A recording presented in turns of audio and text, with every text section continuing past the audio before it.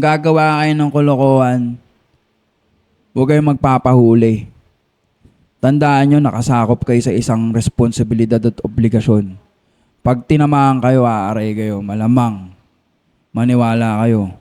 Kung hindi, kaya kayo pahugot kang kung sa mga lugar. Kaya, makinig kayo sa mga namumuno sa teritoryo nyo. Lalo na yung paangasan nyo dyan. Yung mga nagtitiktok, kung ano-ano, parati nyong iisipin. Mga bata, kayo ang nagpapagulo ng sitwasyon habang yung mga matataas sa inyo nagkakainuman. Habang yung mga matataas sa inyo parating magkakasama, nagbabatian, nagkakamustahan. Huwag kayong magugulo. Kayo ang nagpapagulo eh. Tapos pagka tinamaan kayo, sabihin niyo mabait yung anak. Yun, mabait sila. Hindi yun. Walang Laging ganun. kabataan ang nasasangkot ngayon sa gulo. Oo. Nakita Ayun ko sa BGC, di ba?